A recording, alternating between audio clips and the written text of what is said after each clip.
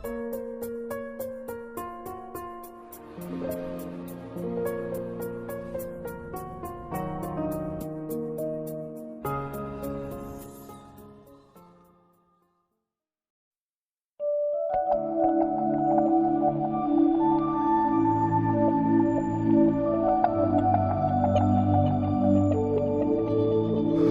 మహాలోకాన్ని మనకి ఇవ్వాలనుకున్న ఆయనకు అడ్డంగా కోటాను కోట్ల మంది దేవదూతలు దేవునికి పరిచర్య చేసేవాళ్ళుగా, పుట్టబోయే దేవుని పిల్లలైన మనకు కూడా పరిచర్య చేసేవారుగా ఉన్నారు అని, అలాంటి దేవదూతలలో తిరుగుబాటు వర్గం ఒకటి బయలుదేరిందని, ఆ బయలుదేరిన తిరుగుబాటు వర్గం వాళ్ళకు కూడా పరలోకం కావాలని, పరలోక సింహాసనాన్ని ఆక్రమించుకోవాలని దేవునితో యుద్ధాన్ని ప్రకటించింది ఘట సర్పం. అదే మీరు ప్రకటన 12:7 చదివారు. అంతట పరలోకమందు యుద్ధము జరిగింది. అపవాదని, సాతానని, ఘట సర్పమని రకరకాల పేర్లతో పిలువబడిన ఇది దేవుని సైన్యాలైన మిఖాయేలుతో యుద్ధం చేయలేక పరలోకం నుండి గెంటివేయబడిందని, అలా గెంటివేయబడిన అపవాది తొలి మానవ జననము వరకు ఎదురు చూసినట్టుగా మనం చూసాం. ఇక ఘట సర్పం పరలోకంలో ఆరంభించిన యుద్ధ భేరి భూమి మీద మనుషుల మధ్య ఇప్పటికనే మనుషులు యుద్ధం చేసుకొని కొట్టుకు చంపుకునే పరిస్థితి ఎలా ఉందో చూద్దాం.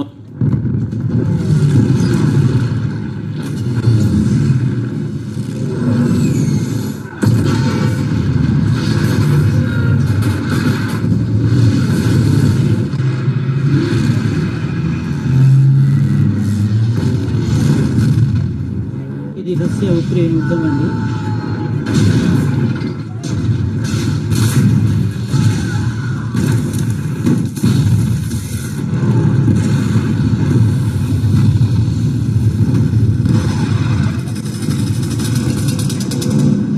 జరుగుతున్న యుద్ధ సన్నివేశాలు నేడు ప్రపంచంలో జరుగుతున్న రష్యా ఉక్రెయిన్ దేశాల మధ్య జరుగుతున్న అతి భయంకరమైన యుద్ధ సన్నివేశం.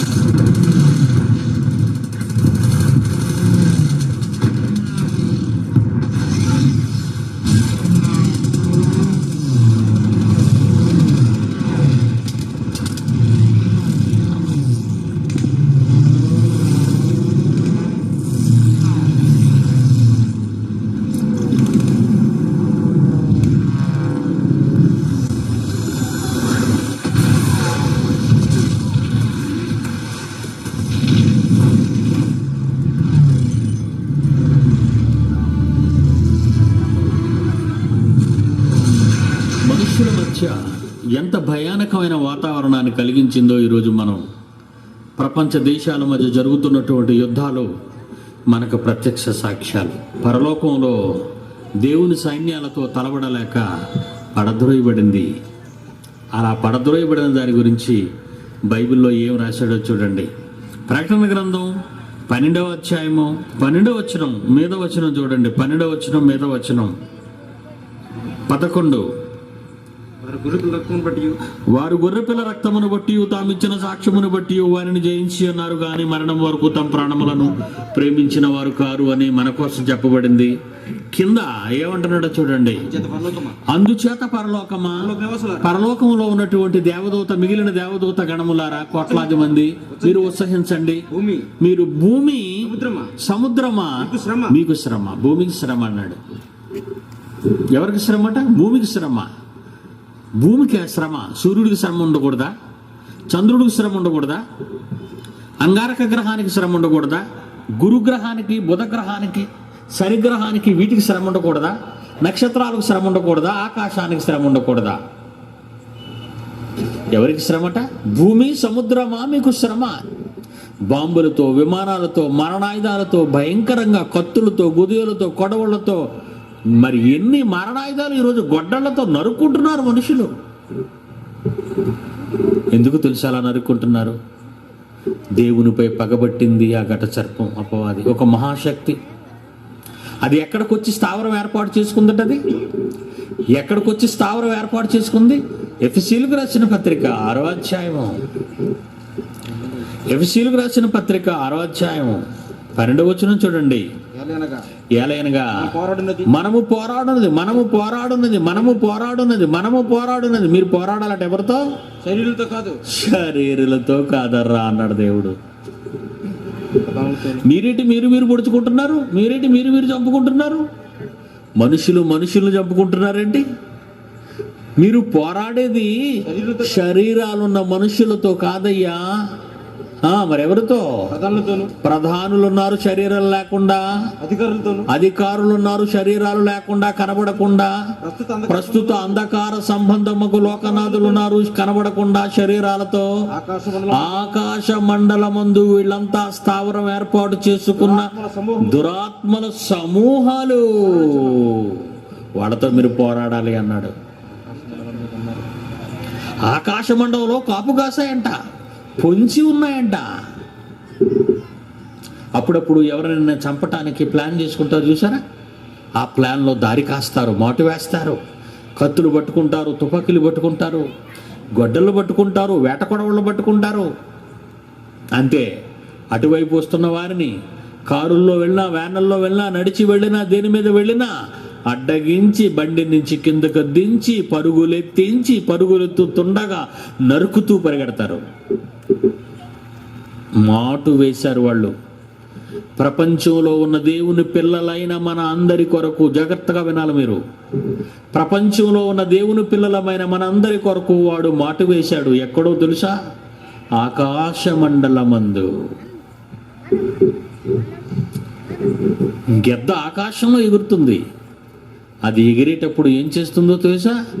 మీ ఎంట, మీ గుమ్మంలో మీరు కోలగుడి వేసి మూసిన ఆ కోడి తన పిల్లల్ని చూస్తుంది. అది ఎంతో ఆకాశంలో, అంత దూరంలో ఉంటుంది. మీ ఊరి మీద తిరుగుతుంది అది. ఎందుకంటే ఆ కోడి పిల్లని ఎత్తుకుపోవాలని. అంత పైన ఉన్నది. మీ గుమ్మట, మీ ముంగిటలో ఉన్న కోడి పిల్ల చిన్నది కనబడిందంటే దాని కళ్ళేం కళ్ళు మీరు ఆలోచించండి. అలాగే భూమి సముద్రమా మీకు శ్రమ. మనుషులు సముద్రాన్ని, భూమిని, సముద్రంలో ఉన్న చేపలు అనుభవించండి. ఆకాశం దగ్గరే పక్షులు తినండి, భూమి మీద జంతువులు తినండి, స్వాధీనపరచుకోండి, విస్తరించండి, సంతోషంగా ఉండండి. నా పని కొరకు పుట్టిన మీరు నా కొరకు బ్రతకండి అని దేవుడు చెప్పి భూమండలం మీద తన పిల్లల్ని జాగ్రత్త పెట్టాడు, జాగ్రత్తగా ఉంచాడు, జాగ్రత్తగా ఉండండి అని. కానీ అది మాత్రం ఆకాశ మండలం నుంచి గురి చూస్తుంది మనల్ని కొట్టేయటానికి, మనల్ని మోసగించటానికి. అందుకే ప్రకటన 12వ అధ్యాయంలో 12వ వచనంలో ఏం మాట రాయబడిందో చూడండి. భూమి మీకు శ్రమ, సముద్రము మీకు శ్రమ అన్నాడా? తర్వాత ఏమంటున్నాడు చూడండి 12వ వచనంలో.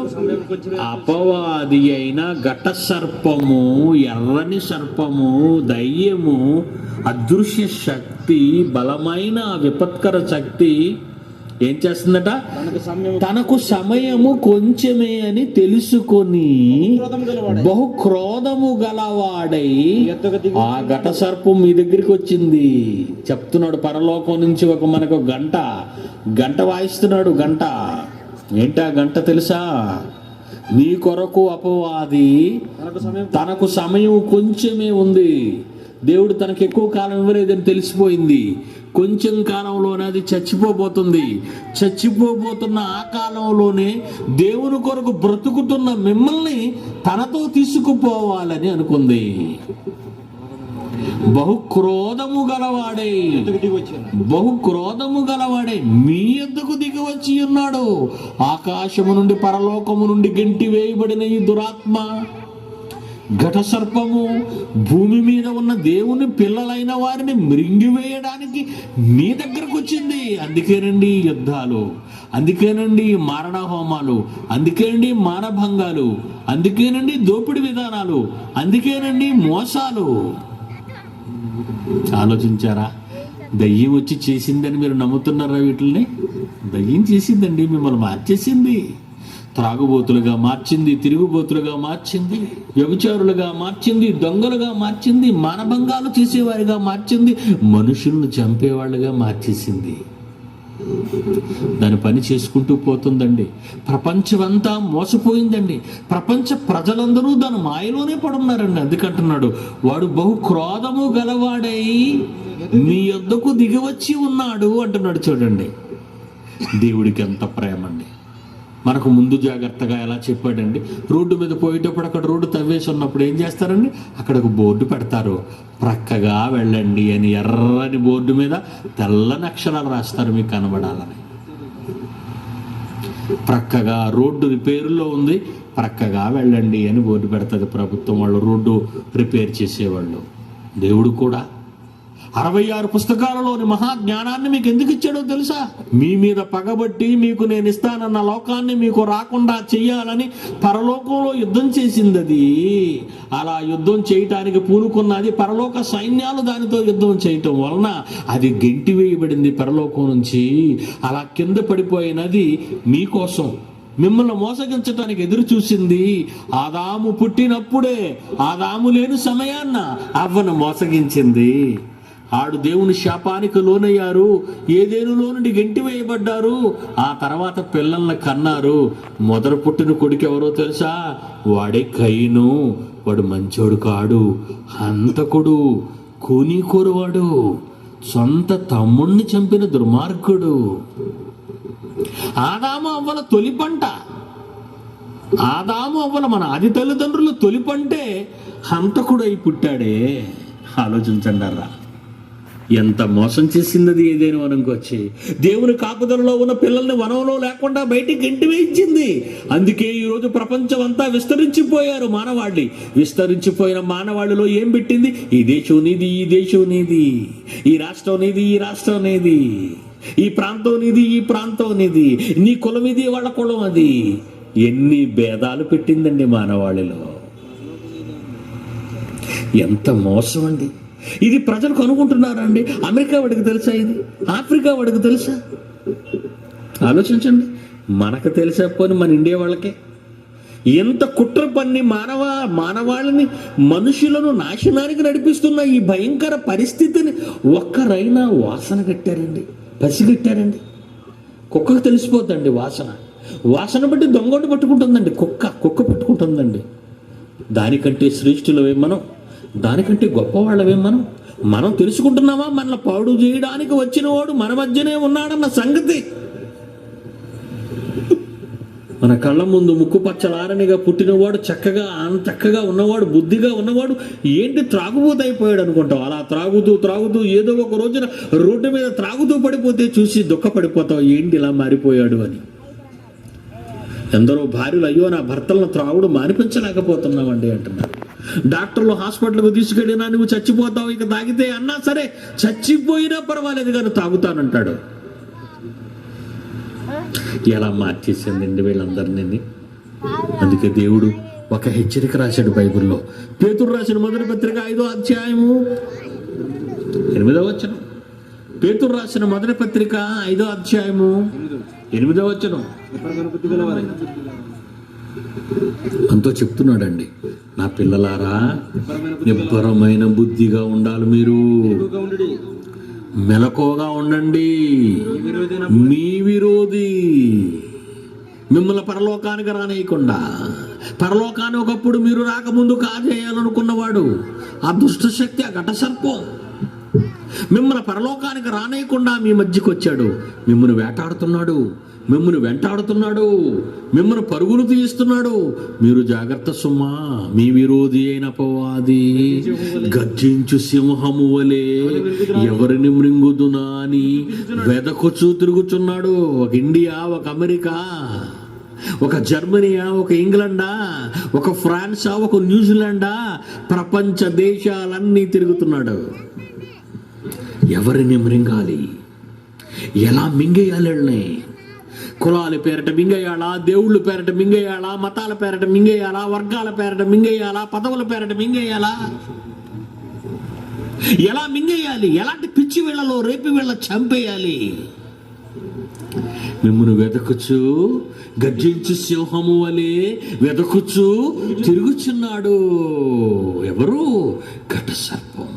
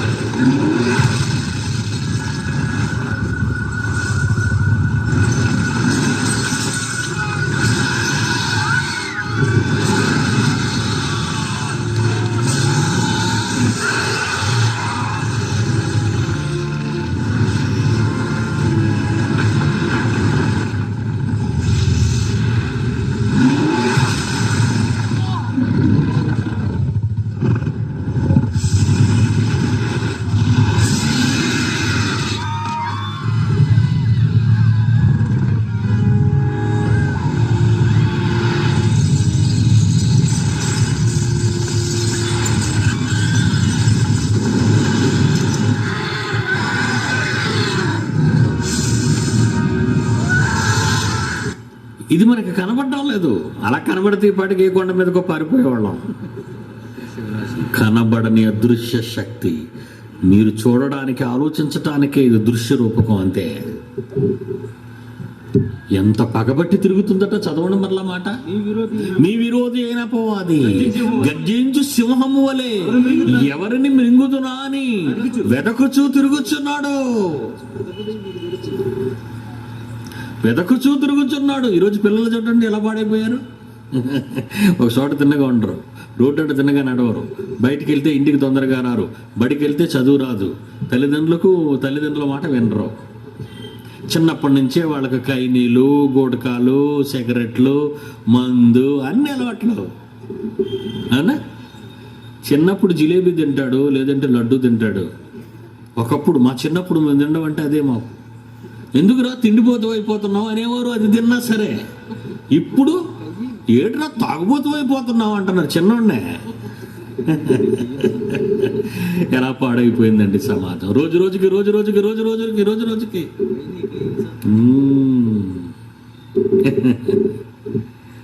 ఎందుకు ఇలా అయిపోతుంది ఈ సొసైటీ అని ఎవరైనా ఆలోచిస్తున్నారా? ఈ సమాజం ఎందుకు ఇలా అయిపోతుందని ఎవరైనా ఆలోచిస్తున్నారా? ఆలోచించరు. వాడి పిల్లలు చూసి పొంగిపోతారు. డ్యాన్స్ బేబీ డ్యాన్స్ అంటాడు. ఆ చిన్న పిల్లలు డ్యాన్స్ చేస్తుంటే అబ్బో ఆనందం తల్లిదండ్రులకి. ఏమి డ్యాన్సులు అండి? అన్నం పెట్టావా, సమాజాన్ని బాగు చేసావా, ఆ తర్వాత నిన్ను డ్యాన్స్ చేయిస్తుంది అది. ఎంతమంది జీవితాలతో ఆడుకుంటుందండి. ఎలా పాడు చేసేస్తుందండి అందరినీ. రకరకాలుగా పాడు చేస్తుంది. ఆ తర్వాత ఖాళీ దొరికిందని వంటలు వార్పులు వండుకొని తినండి. మాంసం ఎలా ఉండాలి, చికెన్ ఎలాగ ఉండాలి, సలాడ్ ఎలాగ ఉండాలి, అది ఎలాగ ఉండాలి, ఇది ఎలాగ ఉండాలి, తిండి. ఆ తర్వాత తిరగడం. కొండ మీదకి గింతే వాడొకడు, మోటార్ సైకిల్ మీద ఫీడ్స్ చేసేవాడు ఒకడు, మొగ్గలేసి కాళ్ళు ఇరిగిపోయిన వాడొకడు. అయ్యో ఎన్ని చూపిస్తున్నారండి కళ్ళ ముందు. టీవీని చూస్తుంటే అన్ని విన్యాసాలే. లోకం అంతా ఎలా చెడిపోతుందో. చచ్చిపోయినా పర్వాలేదు, పేరు కావాలంటే వాడికి. చచ్చిపోయినా పర్వాలేదు, పేరు కావాలి. అందుకే పుట్టావా? నీ పుట్టుక వెనుక ఎంత చరిత్ర ఉందో నీకు తెలుసా? దేవుడి దేహాన్ని నీకు ఎందుకు ఇచ్చాడో తెలుసా? బైబిల్ చూద్దాం. ఎందుకు ఇచ్చాడో? ఈ చెయ్యి ఎందుకు ఇచ్చాడో? ఈ కాళ్ళు ఎందుకు ఇచ్చాడో? ఈ తలకాయ ఎందుకు ఇచ్చాడు? ఈ కళ్ళు ఎందుకు ఇచ్చాడో? ఒకసారి బైబిల్ ఇప్పి చూద్దామా? రోమిలకు రాసిన పత్రిక 6వ అధ్యాయము 13వ వచనం. మీ అవయవాల్ని నోరు కానివ్వండి, నాలుగు కానివ్వండి, పెదవులు కానివ్వండి, ముక్కు కానివ్వండి, కళ్ళు కానివ్వండి, కాళ్ళు కానివ్వండి, చేతులు కానివ్వండి, మీ అవయవాలను దుర్నీతి సాధనాలుగా పాపానికి అప్పగించకండర్రా అంటున్నాడు దేవుడు. ఎంత మంచోడండి. ఏనండి? మీ అవయవాలను దుర్నీతి సాధనాలుగా దేనికి అప్పగించొద్దు అన్నాడు? పాపానికి అప్పగించొద్దు. రెండు చేతులు తీసుకుంటాడు, ఒక చేతిలో గ్లాస్ ఉంటుంది, ఒక చేతిలో సీసా ఉంటుంది.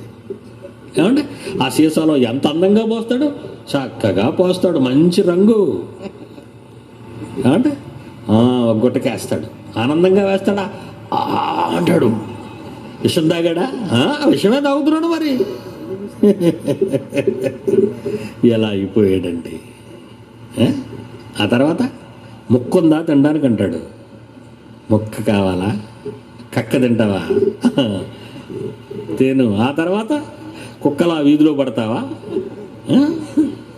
మీద నుంచి ఏదైనా పోతే చేస్తాను. తాగితే ధైర్యం వస్తుందండి అంటాడు. పాపం ఈ చేతిని సీసా, ఈ చేతిలో గ్లాసు, ఈ రెండింటినీ చూస్తున్న రెండు కళ్ళు, ఆ మసాలా వాసన, ఇలా వాసన చూస్తారు. మంచి నాటు సరుకురా అంటాడు. మంచి నాటు సరుకు వాసన చూస్తాడు. ముక్కెందుకు వాడాడు? వాసన చూడటానికి, విషయాన్ని వాసన చూడటానికి. కళ్ళు ఎందుకు వాడుతున్నాడు? పొంగిపోతున్నాడు. దాని రంగు చూసి, దాని పొంగు చూసి గ్లాసులో పొంగుతుంటుంది. అవునా? నోరు తెరిచాడు, వేస్తాడు. గొంతుకు లోబడి, పేగులు లోబడి విషం దిగుతుంది కడుపులోకి. నేను బ్రతకనివ్వడానికి కాదు, దేవుని కోసం బ్రతకనివ్వటానికి కాదు, నిన్ను చంపేయటానికి. మీ అవయవాలను దుర్నీతి సాధనాలుగా పాపానికి అప్పగించకండర్రా. మీరు కూడా యేసును నమ్మి, ఆయన నమ్మిన తరువాత మీరు బాప్తీసం పొంది తిరిగి లేచారు, పరలోకం కోసం బ్రతుకుతున్నారు అని ఒకవేళ మీరు అనుకుంటే, మీ అవయవాల్ని నీతి సాధనాలుగా అంటున్నాడు. కిందకి వెళ్ళేసరికి మీ అవయములను నీతి సాధనాలుగా దేవునికి అప్పగించండి. చప్పట్లు కొడతారా దేవుని పాటలు విని? Very good. ప్రార్థన చేస్తారా ఈ నోరున్నందుకు? మంచి పాట పాడతారా ఈ నోరున్నందుకు? ఏమండి, ఎంత సంతోషం అండి. దేవుని కొరకు వాడవలసిన ఈ దేహాన్ని దేనికోసం మీరు ఒక గేదెని పెంచుకుంటారు, మీ పంట పొలాల్లో తీసుకెళ్తారు ఆ గేదెని. అవునా? మీ పంటను తిన్నిస్తారా? దాన్ని తిన్నెవరు. ఆ గట్టు మీద ఉన్న గడ్డి మాత్రమే తినాలి. Very good. పంట అంతా ఇంటికి తెచ్చుకుంటారు, ధాన్యం అంతే కదండి. ధాన్యం అంతా ఇంటికి తెచ్చుకుంటారు. గడ్డి ఏం చేస్తారు? మళ్ళీ ఆ పశువుకే వేస్తారు. మీకు పనికిరాదు కదా, మనం గడ్డి తినం కదా, కానీ గడ్డి ధరికే ఇస్తాం. ఆ తర్వాత దాన్ని వీళ్ళు తీసుకెళ్తారు, ధాన్యం ఆడిస్తారు. పొట్టు, మరి తౌడు, చిట్టు అంటారు మరి మా ప్రాంతంలో. మీ ప్రాంతంలో మరి ఏమంటారు? ఆ ధాన్య పొడి, ఆ పిండి, అదేం చేస్తారు? అది మళ్ళీ పశువుకి వేస్తారు. లోపల తెల్లగా ఉన్న గింజ, బియ్యం గింజ, అది మనకి. మళ్ళీ అది కడుగుతారు. కడిగినప్పుడు ఆ కడిగిన తాలూకా కుడుతో కడుగు అంటారు చూసారా, ఆ కడిగిన నీళ్ళు ఐదానికి మళ్ళీ అది మీ గేదెకే. మరి ఉడికిరాను మీకు వార్చిన తర్వాత వచ్చిన గంజి అది దానికే. ఇవన్నీ నీకు పనికిరావు కనుక దానికి పడేశావు. కానీ అది ఏదైనా పనికిరాంది నీకు ఇస్తుందా? స్వచ్ఛమైన, సంపూర్ణమైన, పవిత్రమైన, తెల్లని రంగులో బలమైన పాలిస్తుంది. ఇస్తుందా? అవి తెచ్చుకుంటారు. గడ్డ పెరుగు పెట్టుకుంటారు, వెన్న తెచ్చుకుంటారు, వెన్న తీస్తారు, నెయ్యి తీస్తారు. మరి ఎంత ఆనందంగా తీసుకుంటారు దాన్ని. మీకు పనికిరానివన్నీ దానికి పడేశారని ఏ రోజైనా అనుకుందా? ఎంత మంచిదంటది. ఎందుకంటే దేవుడు మీకు ఇచ్చాడు దాన్ని. భూమి మీద జంతువులన్నీ మీవే అన్నాడు. అందుకే నీకు పనికిరానివి, నీకు చెత్తగా, ఆటంకంగా, పనికిరాని దానిగా నీ కాళ్ళకి ఎక్కడో అడ్డు తగులుతుందో ఏమని అది తీసుకుంటుంది. నీకు మంచి పాలిస్తుంది. నీ దేవుడు అంతే కదా, ఈ ప్రకృతి అంతే కదా. ఈ ప్రకృతిలో స్వచ్ఛమైన గాలి, ప్రకృతిలో స్వచ్ఛమైన వర్షం, నీళ్లు, స్వచ్ఛమైన పంట, వేరుశనక్కాయ అక్కడ మంచిది. నిజంగా ఏ కార్పెంటర్ అంత చక్కగా చేయలేడండి. ఆ పెట్టి, చిన్న పెట్టి, 3 పలుకులు పెట్టి, 2 పలుకులు పెట్టి, 1 పలుకు పెట్టి ఉంటుందా వేరుశనక్కాయ. ఏమండి, మీరు పల్లీలు అంటారా దాన్ని? వేరుశనగకాయ అంటాం. ఏమండి, మరి చక్కటి పెట్టి దానికి మీరు తినేస్తారా? వేరుశనగ పలుకులు తింటారు. మరి విత్తనాలు ఏం చేస్తారు? విత్తనాలు కూడా పగలగొట్టే కదండి. ఆ పెట్టి తీసేసి జల్లుతారు. వేరుశనగ పల్లీలు మళ్ళా పొలంలో జల్లుతారు. మళ్ళా దానికి పెట్టొస్తుందా? మళ్ళా వేరుశనగ పలుకులకు పెట్టొస్తుందా? మళ్ళా భూమి మీద లోపల ఎన్నో పలుకులు, ఆ పలుకులకు ఎన్నో పెట్టెలు. ఎంత మంచి దేవుడు అండి. ఆయనకి అన్యాయం చేయాలని ఎలా అనిపిస్తుందండి? మీకు ఎలా అనిపిస్తుంది ఆయనకి అన్యాయం చేయాలని? అందుకే దేవుడు నిన్ను కోరుతున్నాడు ఈ రాత్రి. ఏంటో తెలుసా? నా కోసం నువ్వు పని చేయవా? కర్ణాటక రాష్ట్రం ఉంది ఏమండి, మరి ఎన్నో లక్షల మంది ఉన్నారు కర్ణాటక వాసులు. మరి వాళ్ళందరికీ వెళ్ళి దేవుని మనసు చెప్పరా? మీరు వెళ్ళి అక్కడ క్యాసెట్స్ ఉన్నాయి, అక్కడ పుస్తకాలు ఉన్నాయి, అక్కడ వీసీడీలు ఉన్నాయి. మీకు ఎవరు నేర్పించిన అవసరం లేదు. అందులో నేను మాట్లాడిన ఎన్నో మహాజ్ఞాన సంగతులు ఉన్నాయి. అవి చక్కగా పెట్టుకొని చూడండి, బాగా నేర్చుకోండి, బాగా మీ బైబిల్ చదువుకోండి. పక్కనున్న పల్లికి వెళ్ళండి, ఆ పక్కనున్న పట్టణానికి వెళ్ళండి, ఆ పక్కనున్న రాష్ట్రానికి వెళ్ళండి. దేవుని మాటలు చెప్పరా? దేవుని మనసు చెప్పరా? వాడి కోసం పొంచి ఉన్న ప్రమాదాన్ని చెప్పరా? ఆ దుష్టుడి గురించి, ఆ సర్పం గురించి మీరు చెప్పరా? సమాజాన్ని పాడు చేస్తుందండి, సమాజాన్ని నాశనానికి నడిపిస్తుందండి అది. మరి మీరు చేసే పని ఏంటి? మీరు ఏ పని చేయరా? ఏ పని చేయకపోతే ఎలా? చేయాలా వద్దా? చెయ్యాలి. మీకు ఇష్టమైనవన్నీ ఇచ్చాడా దేవుడు? దేవుడు మీకు ఇష్టమైన ఇచ్చాడు. చిన్న కళ్ళుగుడ్డు బండ్లు అంతేనా? చిన్న కళ్ళుగుడ్లు. ఆకాశాన్ని చూస్తున్నాం, ఆకాశంలో ఉన్న నక్షత్రాలను చూస్తున్నాం. అమ్మ బావో ఎంత మంచి కళ్ళు, అవునా? అన్నీ కనబడుతున్నాయి. ఇంకా ఇదే రంగు అనగానే ఎరుపు అంటాం, ఇదే రంగు నీలం అంటాం, ఏ రంగు పసుపు. ఏంటి ఆ నల్ల గుడ్డులోనే ఇన్ని రంగులను పసిగట్టే శక్తి దేవుడు పెట్టాడా? అవును. ఒక చిన్ని కంటిలో ప్రకృతిలో ఉన్న రంగులు, ప్రకృతిలో ఉన్న అందాలు చూసే శక్తి పెట్టాడు. బెత్తెడ నాలిక అంతేనా? నాలిక బెత్తెడే, కానీ ఎన్ని రుచులు పెట్టాడు దానికోసం. మీకు నాలుక పెడతానని తెలిసి దేవుడు నాలుకకు అవసరమైన ఎన్నో రుచులు ప్రకృతిలో పెట్టాడు ఆయన. మీ అవయవాలు వాసన, ఎన్ని వాసనలు, విరికిడి, ఎన్ని శబ్దాలు. శరీరంలో ప్రతి అవయవానికి అవసరమైన ప్రతి దానిని నువ్వు లెక్కింపలేనంత విస్తారమైనంత సంపద ప్రకృతిలో మీకోసం, తన పిల్లల కోసం పెట్టాడు. మీకు ఇష్టమైనవన్నీ ఆయన ఇచ్చాడు. ఆయనకి ఇష్టమైంది మీరు ఎవరు చెప్పండి? ఏమండి, గిన్నెడు చన్నీళ్ళు ఎవరైనా మనకి ఇచ్చారనుకోండి, చన్నీళ్ళు నీళ్ళు తాగి చెంబల వారేస్తావా? అమ్మ నీళ్ళు ఇవ్వండి దప్పిక అని అడిగారు అనుకోండి, ఎండన పోయి రోడ్డు ప్రక్కన ఉన్న ఇంట్లో ఆ తల్లి ఒక చెంబుడు నీళ్ళు మనకి ఇచ్చింది, ఒక గ్లాసుతో నీళ్ళు ఇచ్చింది, నీళ్ళు తాగాం. ఆ గ్లాస్ ఇలా గిరాట వేసేస్తావా? ఇలా పడేస్తావా? చాలా సంతోషం అండి, మీకు వందనాలండి, చాలా థ్యాంక్స్ అండి, మాకు నీళ్ళు ఇచ్చారండి అని చెప్తారే. ఒక కిన్నెడు చన్నీడు ఇచ్చినందుకే ఎదుట మనిషిని చూసి వందనాలు, థ్యాంక్స్, కృతజ్ఞతలు చెప్తున్నారే. ప్రతి నిత్యం నువ్వు పీల్చే ఈ ప్రాణవాయువు, ఆ గాలి లేకపోతే మనం బతకలేం. అలాంటి ప్రాణవాయువుతో సహా ఈ శరీరానికి అవసరమైన ప్రతి అవసరతను తీరుస్తున్న నీ కన్న తండ్రికి ఇష్టాన్ని నెరవేర్చాలని ఎప్పుడైనా ఆలోచిస్తున్నావా? మరి మీకు పరలోకం ఎలా ఇస్తారు చెప్పండి? చచ్చిపోతే పరలోకానికి ఎలా వెళ్తారు? ఏమండి, పని చేస్తే కదండి ఎవరైనా డబ్బు ఇస్తారు. కూలీ చేస్తేనే, పని పొలంలో వెళ్ళి పని చేస్తేనే కదా కూలీ డబ్బులు ఇస్తారు. ఏ పని చేయకుండా జీతం ఇవ్వడని ఎవరిని అడుగుతారు?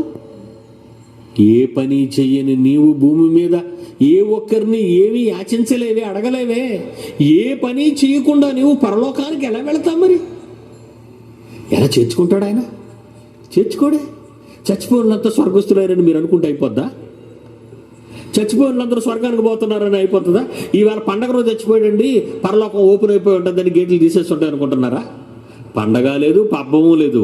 ఏ రోజు చచ్చిపోయినా దేవుని పని చేయని వాళ్ళు పరలోకానికి వెళ్ళరు. చెయ్యాలండి. ఇన్నిచ్చిన తర్వాత దేవుడు నిన్ను అడిగినప్పుడు నువ్వు దేవుని పని చేయవా?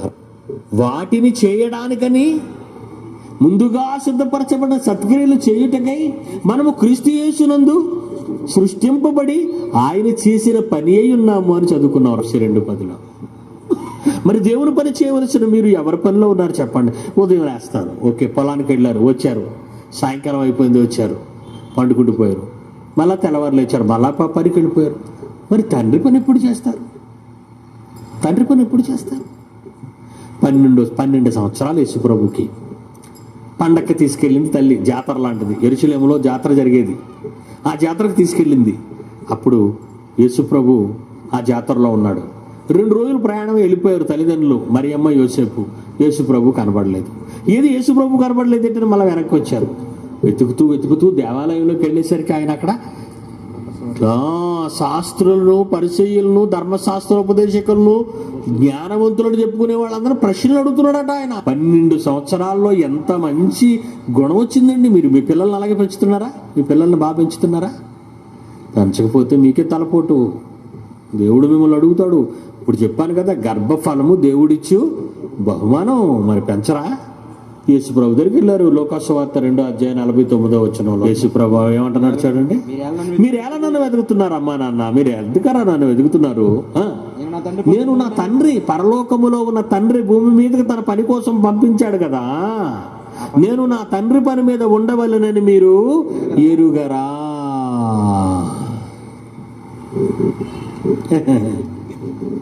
మరి తండ్రి పని చేయకపోతే ఎలా వెళ్తారండి పరలోకానికి? చెయ్యాలి కదా.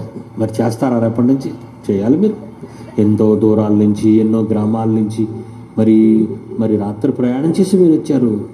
చాలామంది 5 రోజులు బట్టి వస్తున్నారు. మరి మంచి మాటలు వింటున్నారు. మీకు అందరికీ అబ్రహాం గురించి తెలుసు కదా. అబ్రహాం గురించి విశ్వాసులకు తండ్రి. ముసలాడైపోయాడు, పండు ముసలాడైపోయాడు. శారా గర్భం ఉడిగిపోయింది, పిల్లలు పుట్టరిక. దేవుడు వచ్చాడు వాళ్ళ ఇంటికి, భోజనం పెట్టాడు. మంచి భోజనం, మంచిది. మరి కోడిని కోసాడు, లేగదోడని కోసాడు, పెట్టాడు. అప్పుడు దేవుడు ఒక మాట ఇచ్చాడు. ఏంటో తెలుసా? మీదటికి ఈ కాలాన్ని వస్తాను, అబ్రహాం నీకు మంచి కొడుకు పుడతాడు అన్నాడు. పుట్టాడు. ఏం పేరు ఆయన పేరు? ఇస్సాకు. శాంతమూర్తి. ఇస్సాకు పుట్టాడు. చిన్నగా పెరుగుతున్నాడు. ముద్దు అడుగులేస్తున్నాడు. ముద్దు మాట్లాడుతున్నాడు. మళ్ళా వచ్చాడు దేవుడు. తెలుసు కదా. ముసలి కాలంలో ఆ వృద్ధ దంపతులకు ముసలివాడికి కొడుకు పుట్టాడు. ఆ కొడుకుతో ఆడుకుంటున్నారు. చిన్న ముద్దు మాటలు పలుకుతున్న రోజులు ఆ రోజు. ఇస్సాకి దగ్గరికి వచ్చాడు దేవుడు. అబ్రహాము అని పిలిచాడు. ఏనాయనా అని అడిగాడు. నిన్ను ఒకటి అడుగుతాను ఇస్తావా అన్నాడు. నిన్నొకటి అడుగుతాను ఇస్తావా? ఏంటి కావాలా ఆయన? నీకు ఒక్కగానొక్క కొడుకైన ఇస్సాకును నాకు బలివ్వాలి. బలి. ఏమండి, మనకెంత కోపం వచ్చేస్తుందండి ఆ మాట అడిగితే. ఇచ్చినట్టు ఇచ్చావు, ఇప్పుడు నువ్వు అడుగుతున్నావా? అది ఇవ్వకుండా పోవచ్చు కదయ్యా. ఇవ్వటం ఎందుకు? మళ్ళా నేను నరకటమా? నేను తగలబెట్టటమా? బలివ్వటం అంటే ఇది అన్యాయం అన్నాడు అబ్రహాము. మాట్లాడలేదు. భార్య శారాకి చెప్పలేదు. తెల్లవారు లేచిపోయాడు. 2 పనులు పిలిచాడు. పదబ్బాయి మనం వెళదాం అన్నాడు. మరి భార్యకి ఏం చెప్పాడు శారాకి మనకు తెలీదు. ఏదో సరదాగా పిల్లల్ని ఏదో ఊరు చూడడానికి వెళ్తున్నామని ఏదో అనుండొచ్చు. కొడుకుని తీసుకున్నాడు. కట్టెలు చీరాడట. ఎందుకంటే బాగా కాలాలి కదా. అందులో ఇస్సాకు బాగా కాలిపోవాలి. మంట ఆరిపోయిందంటే చికాకు. కట్టెలు చీరేసి, కట్టెలు కట్టి చక్కగా కర్రలు గాడిద మీద వేసి 2 పనులు తీసుకొని ఎక్కడికి వెళ్ళమంటావు నాయన? 2 రోజులు ప్రయాణం చేయముందు మోరియా దేశానికి వెళ్ళు. అందులో కొండలున్నాయి. మోరియా దేశంలో కొండలున్నాయి. ఆ కొండల్లో ఒక కొండ మీదకి నువ్వు ఎక్కు. అక్కడ ఒక బలిపీఠం కట్టు. ఆ బలిపీఠం మీద కట్టెలు పేర్చు. ఆ పేర్చిన కట్టెల మీద నీ కొడుకు కాళ్ళు చేతులు కట్టాయి. దాని మీద పరుండ పెట్టు. కత్తితో నరికేసి నిప్పంటించు. మీరు అనుకుంటున్నారా దేవుడిది పాషాణ హృదయం అని? లేదు. తన కొడుకు తన మీద ఎంత అభిమానం చూపిస్తున్నాడో, తన కొడుకు అబ్రహామైన తన కొడుకు తనని ఎంత ప్రేమిస్తున్నాడో ఒక కన్న తండ్రి తన మనస్సును చూస్తున్నాడు. నన్ను ప్రేమిస్తున్నాడా? నేను ఇచ్చిన కొడుకును ప్రేమిస్తున్నాడా? పనోళ్ళు కొండ కింద ఉంచేశాడు. కట్టెలు ఇస్సాకు నెత్తిన పెట్టాడు. నిప్పు పట్టుకున్నాడు. చూడండి, ఎవరు కట్టాడు? కట్టెలు ఎవరు పెట్టాడు? ఇస్సాకు నెత్తి మీద పెట్టాడు కట్టెలు కర్రలో. నిప్పు పట్టుకున్నాడు, కత్తి పట్టుకున్నాడు, ఇస్సాకుని కొండ మీదకి తీసుకెళ్తున్నాడు. అప్పుడు అడుగుతున్నాడు ఇస్సాకు, నాన్న నాన్న కట్టెలు ఉన్నాయి, కత్తి ఉంది, నిప్పు ఉంది, కానీ దహన బలికి మండించటానికి పీక కోసేసి కాల్చటానికి దహన బలి, దేవునికి అవసరమైన దహన బలి పశువు ఏది, గొర్రె ఏది అని అడుగుతున్నాడు. ఏమండి, ఆ ముసల హృదయం ఆగిపోవాలండి, గుండె ఆగిపోవాలి ఆ మాటకాయన. ఏమన్నాడో తెలుసు, దేవుడు చూసుకుంటాడు నాయన. కొండ మీద తీసుకెళ్ళాడు, అన్నట్టుగానే బలిపీఠం కట్టాడు, కట్టెలన్నీ పేర్చాడు, కొడుకును కట్టేసి దాని మీద పొరండబెట్టాడు.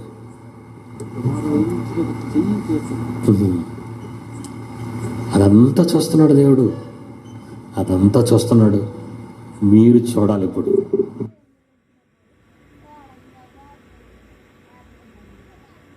నీకిష్టమైనది కావాలి దేవునికి, బలి అర్పణ కోరలేదు దేవుడు.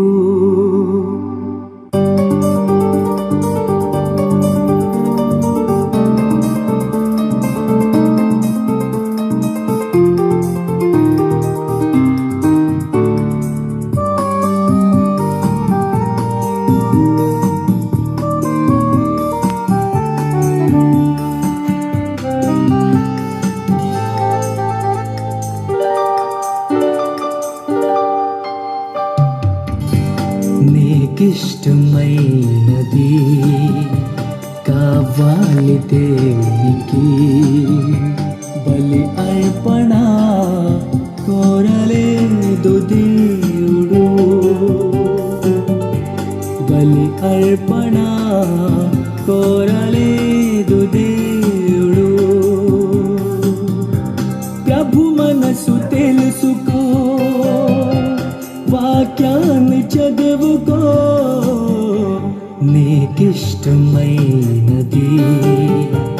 కావాలి దేవునికి, బలి అర్పణ కోరలేదు దేవుడు.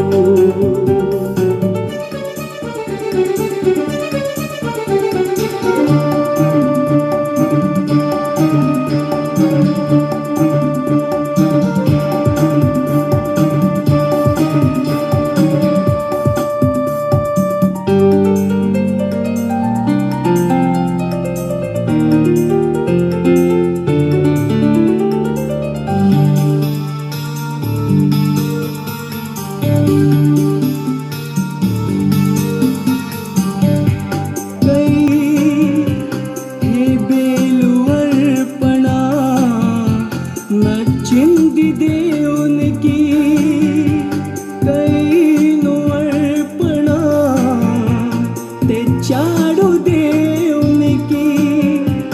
హేబేలు అర్పణ నచ్చింది దేవునికి. అర్పించు వాటి కంటే అర్పించు మనిషి ముఖ్యం. అర్పించు వాటి కంటే అర్పించు మనసు ముఖ్యం.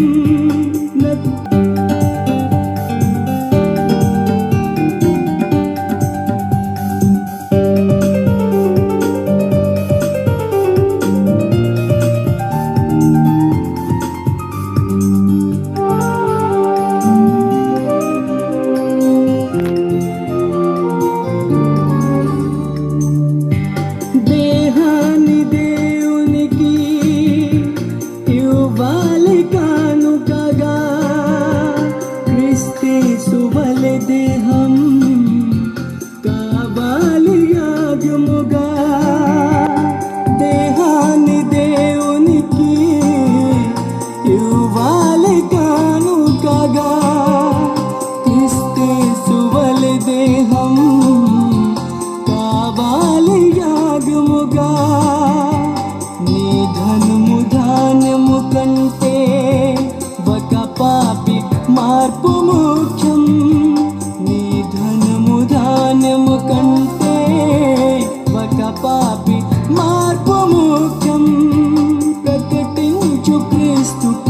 కొరకే మరణించు పాపి కొరకే నీకిష్టమైనది కావాలి దేవునికి బలి అర్పణ కోరలేదు దేవుడు బలి అర్పణ కోరలేదు దేవుడు ప్రభు మనసు తెలుసుకో వాక్యాన్ని చదువుకో నీ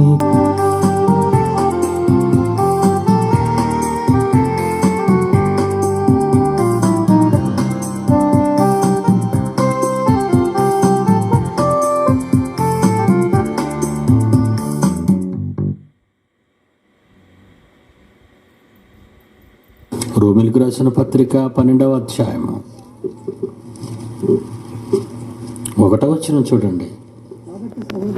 రోమిలకు రాసిన పత్రిక 12వ అధ్యాయం 1వ వచనం. కాబట్టి సహోదరులారా, పరిశుద్ధమును దేవునికి అనుకూలమునైన సజీవ యాగంగా మీ శరీరాలను దేవునికి ఇవ్వండి అన్నది చూడండి. అక్కడ మీ చేతులతో మంచి దేవుని పనులు చేయండి, మీ కాళ్ళతో దేవుని పనుల కొరకు నడవండి, మీ నోటితో దేవుని మాటలు చెప్పండి, మీ కష్టార్జితాన్ని దేవునికి ఇవ్వండి, అనేక ఆత్మలను రక్షించండి.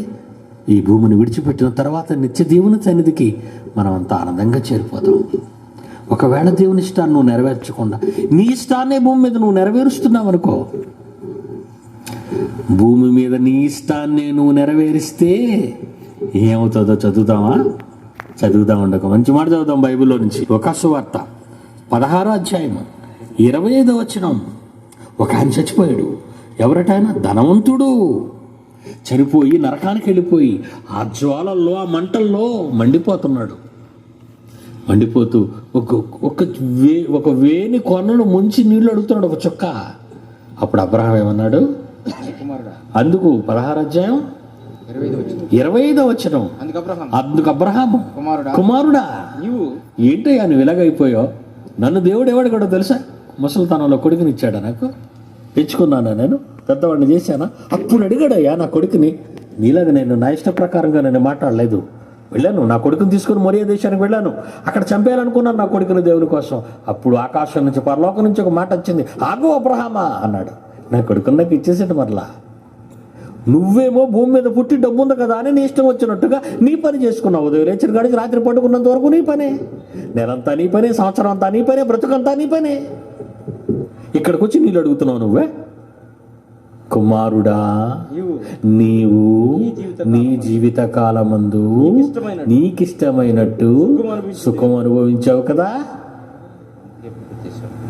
కనుక అగ్ని జ్వాలల్లో నువ్వు బాధపడాలి.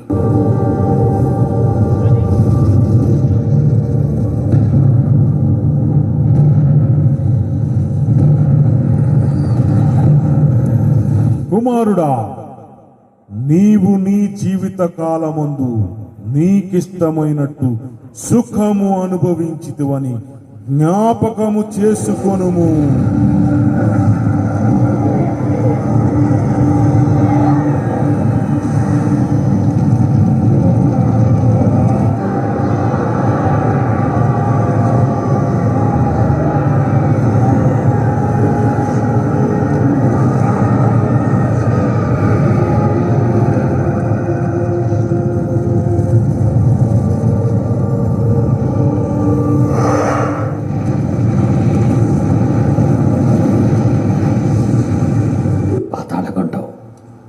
మనం చూస్తున్నామే మన జీవితకాలంలో సూర్యుడిని 1500 కోట్ల సంవత్సరాలుగా మండుతున్నాడు. మన తాతలు అదే చూశారు, మన తాతలు అదే చూశారు. భూమి పుట్టక ముందు మనం లేంగా, అప్పుడు కలిగాయి ఇవన్నీ. అప్పుడు భూమి మీద పుట్టాం.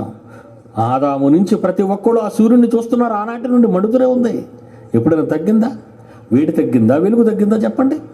సృష్టిలో మన కళ్ళ ముందు కనిపించే సూర్యుడే మండుతుంటే ఆత్మ అంటే ఏంటి? పురుగు అన్నాడు దాన్ని. పురుగు ఆత్మ. నరకమున వారి పురుగు చావదు, అగ్ని ఆరదు. ఇక్కడ సూర్యుడు ఆరటం లేదు 1500 కోట్ల సంవత్సరాలుగా. నరకం ఎలా ఉంటుంది చెప్పండి? అగ్ని ఆరదు, ఆత్మని నీ పురుగు చావదు. నేను చచ్చిపోయాను అనుకోండి, చచ్చిపోయాను నేను, సుందరరావు గారిని ఏం చేస్తారు? చూడడానికి వస్తారు మీరు. ఆయన ఎక్కడ ఉన్నాడు? ఆయన లేడు, వెళ్ళిపోయాడు. మరి ఇంటి దగ్గర ఉన్నది ఎవరు? పిట్లో ఉన్నదండి సుందరరావు గారి శరీరం. శవం అంటారు దాన్ని. అది ఎవరికి కావాలి? ఎవరికొద్దు, పాతేయటమే.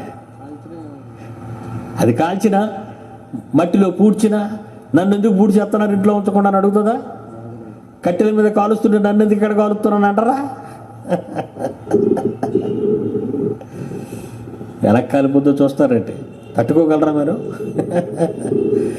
సెంట్లు వాడుతున్నాం, పౌడర్లు వాడుతున్నాం, ఎన్ని వాడుతున్నాం అంటే దీనికి ఎంత తిండి పెట్టావు, ఎన్ని వేల గొర్రెలు తినేసి ఉంటాం మన జీవితకాలంలో, అవునా?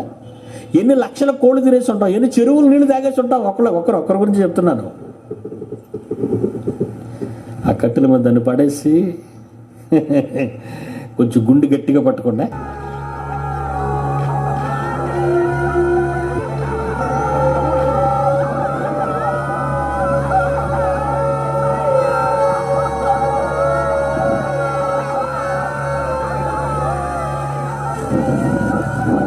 ప్రతి మనిషికి దక్కే చివరి గౌరవం ఇదేనండి.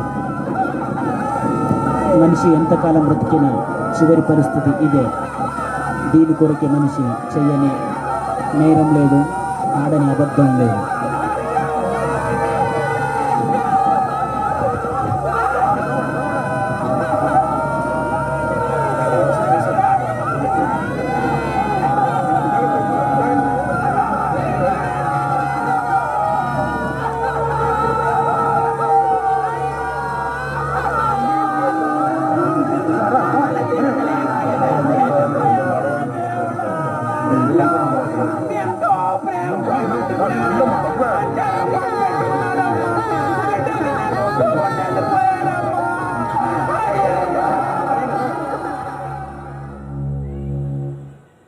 ఒరిజినల్ అది. అదేనండి మానవ జీవితం. ఈ కట్టెల మీద కాలుస్తున్న ఈ దృశ్యాన్నే మనం చూడలేకపోతే ఈ కట్టెని, ఈ దేహాన్ని మనం పోయిన తర్వాత ఆత్మ అది ఆ నిత్యాగ్ని దండనలో 60 ఏళ్ళు చేసిన పాపాలకు కాలవు. 60 ఏళ్ళు చేసిన పాపాలకు కోట్ల సంవత్సరాలు కాలాలు నువ్వు.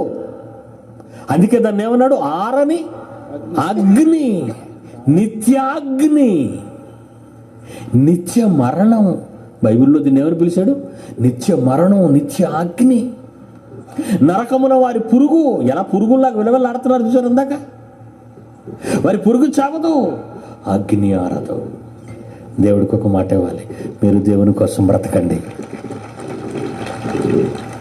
దేవుని కోసం బ్రతకండి.